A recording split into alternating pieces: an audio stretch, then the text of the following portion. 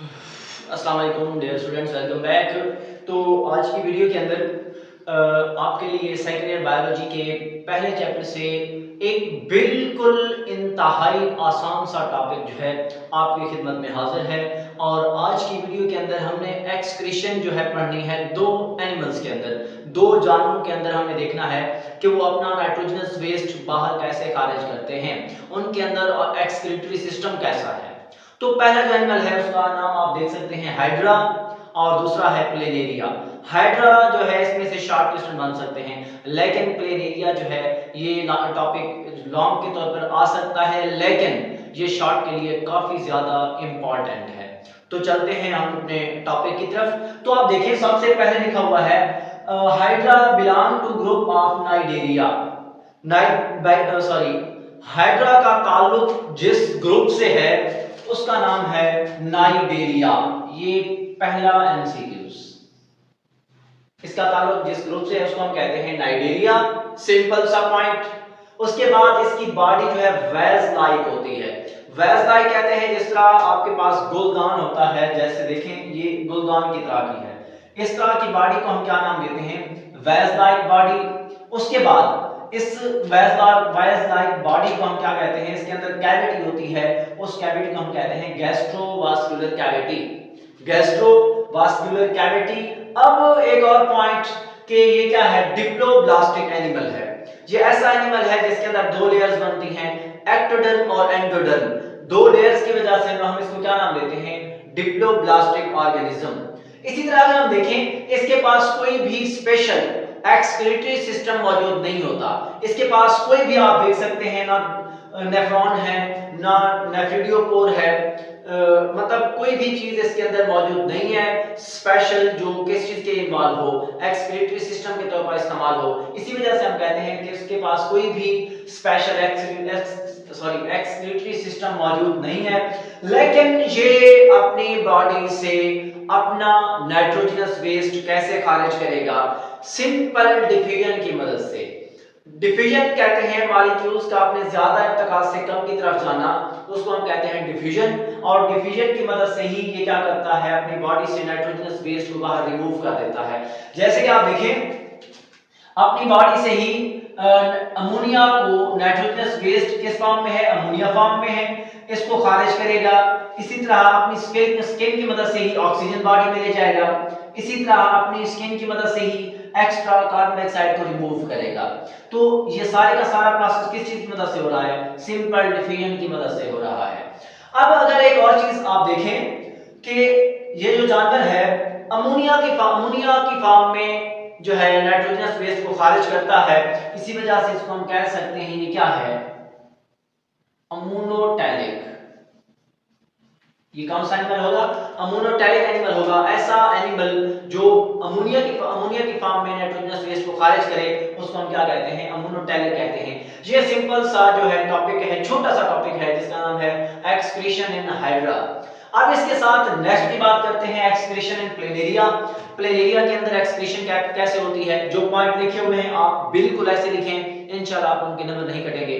तो सबसे पहला पॉइंट, ये फ्लैटवर्म ग्रुप से इसका ताल्लुक है। फ्लैटवर्म कहते हैं चिपटे कीड़े, जिस तरह पेट के अंदर भी कीड़े पाए जाते हैं उनको आप फ्लैटवर्म कहते हैं। तो इसका ताल्लुक उन्हीं जानदारों से है या उन्हीं एनिमल से है, उन्हीं जानवरों से है। इसके बाद ये पैरासाइटिक फ्लैटवर्म है, जो ऐसा चिमटा कीड़ा है जो पैरासाइटिक है, जो बीमारियों का सबब बनता है। अब ये क्या करेगा, डाइल्यूट यूरिन बनाएगा, ऐसा पेशाब बनाएगा जिसके अंदर पानी की मिकदार बहुत ज्यादा होगी। इसका मतलब क्या है कि ये किस तरह के माहौल में रहता है, ऐसे माहौल में रहता है जिसके अंदर पानी की मिकदार ज्यादा है, और उस ज्यादा से ज्यादा पानी की मिकदार को एब्जॉर्ब करेगा तो पानी ज्यादा होगा। इसी वजह से ये पानी को खारिज करने के लिए जो पेशाब बनाता है वो क्या होता है, डाइल्यूटेड होता है।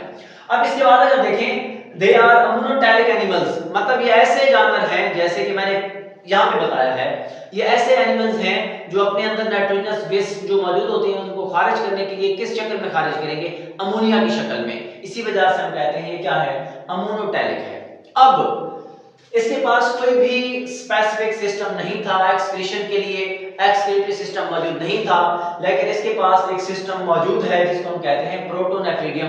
बड़ी दफा शॉर्ट क्वेश्चन में आ चुका है, बड़ी दफा पेपर में आ चुका है मारूजी के हवाले से, शॉर्ट क्वेश्चन के हवाले से। प्रोटोनेफ्रीडिया क्या है, प्रोटोनेफ्रीडियम क्या है? तो आप देखें, ऐसा ट्यूबुलर एक्सक्रीटरी सिस्टम, एक ऐसा ट्यूब्स नुमा खारिज करने वाला सिस्टम बॉडी के अंदर जिसकी इंटरनल ओपनिंग ना हो, विदाउट इंटरनल ओपनिंग, उसको हम क्या कहते हैं? प्रोटोनेफ्रीडियम कहते हैं। अब प्रोटोनेफ्रीडियम क्या है? ट्यूबुलर एक्सक्रीटरी सिस्टम है जिसका एक ओपनिंग होती है, एक सुराख होता है, दूसरा नहीं होता, उसको हम कहते हैं प्रोटोनेफ्रीडियम। ये जो है पूरी बॉडी के अंदर क्या होता है? स्प्रेड होता है, फैला हुआ होता है। इसके साथ साथ देखा जाए इसकी जो ब्रांचेस हैं, लास्ट में उसके ऊपर सेटअप होता है, किस चीज का? कैप मौजूद होती है। तो इस तरह के सिस्टम को हम क्या नाम देते हैं? प्रोटोनेफ्रीडियम। अब इस चीज की वजह अगर हम डायग्राम की मदद से करें, ये आप देखें, ये प्लेनेरिया की डायग्राम है। प्लेनेरिया के अंदर ये सारे का सारा जो ट्यूब्स नुमा सिस्टम फैला हुआ है, इसको हम कहते हैं एक्सक्रीटरी सिस्टम, जिसका नाम क्या है? प्रोटोनेफ्रीडियम। अब प्रोटोनेफ्रीडियम के अंदर आप देखेंगे जो लास्ट में ब्रांचेस आपको नजर आ रही हैं, उनमें से हमने एक ब्रांच को बड़ा करके एक सेल को देखा है। ये जो सेल है इसको हम कहते हैं फ्लैम सेल। इसको हम क्या नाम देते हैं? फ्लैम सेल्स का नाम देते हैं। अब यहां से एक हमने बड़ा करके देखा, क्योंकि एक सेल है तो सेल के अंदर यहाँ पे न्यूक्लियस होगा, न्यूक्लियस के इर्द गिर्द यहाँ पे साइटोप्लाज्म मौजूद होता है। अब इसके नीचे यहाँ पे आपको टफ्ट ऑफ सीलिया नजर आ रहे हैं, सीलिया का एक गुच्छा नजर आ रहा है। अब इसकी यहाँ पे कोई ओपनिंग नहीं है, ये सिंगल ओपनिंग है। इस सिंगल ओपनिंग को हम कहते हैं नेफ्रिडियोपोर। ये शॉर्ट क्वेश्चन में आ सकता है। नेफ्रिडियोपोर क्या है? प्रोटोनेफ्रीडियम के अंदर जो ओपनिंग है, इंटरनल ओपनिंग नहीं, एक्सटर्नल ओपनिंग, ओपनिंग सिर्फ एक ही है, उसको हम कहते हैं नेफ्रिडियोपोर। और इसी नेफ्रिडियोपोर की मदद से नाइट्रोजनस वेस्ट जो है वो बॉडी से क्या कर दिए जाते हैं? बाहर रिमूव कर दिए जाते हैं। और ये जो नाली होगी उसको हम क्या नाम देते हैं? Excretory duct. अब इस डायग्राम को देखें। दरअसल यहाँ पे क्योंकि ये हमने यहाँ से निकाला हुआ है तो इसके इर्द गिर्द यहाँ पे फ्लूइड पाया जाता है। ये आपके पास फ्लूइड है, इस फ्लूइड को हम क्या नाम देते हैं? Interstitial fluid. क्या नाम देते हैं? Interstitial fluid. तो जब ये सीलिया मूव करते हैं ऐसे, जिस तरह शोला जो है जलता है, उसी तरीके से जो जब ये मूव करते हैं सीलिया आगे पीछे, तो यहाँ से नाइट्रोजनस वेस्ट की बहुत ज्यादा मिकदार इसके अंदर मौजूद होती है। तो नाइट्रोजनस वेस्ट क्या करते हैं? यहाँ से मूव करते करते कहाँ पे आ जाते हैं? इसके अंदर आ जाते हैं। अब ये सीलिया के मूव करने की मदद से ये जो एक्सक्रीटरी प्रोडक्ट या नाइट्रोजनस वेस्ट यहाँ पे आए हैं वो सारे के सारे क्या करेंगे? यहाँ आ जाएंगे। और इसी तरीके से यहाँ से बॉडी से क्या कर दिए जाते हैं? बाहर रिमूव कर दिए जाते हैं। इस तरह के सिस्टम को हम क्या नाम देते हैं? प्रोटोनेफ्रीडियम का नाम देते हैं।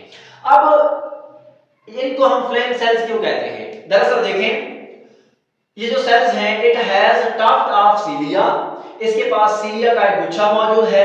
दीज सीलिया, ये जो सीलिया हैं, beating look like flickering flame, ये इस तरीके से जो है मूव करते हैं जिस तरह शोला जो है इस तरह जल रहा होता है, आग का शोला। आप माचिस की तीली जलाएं, उसके ऊपर जब आग लगेगी जलेगी तो ऐसे वो शोला मूव करेगा। उसी शोले की तरह ये आगे पीछे मूव करते नजर आते हैं। इसी वजह से हम इसको क्या नाम देते हैं?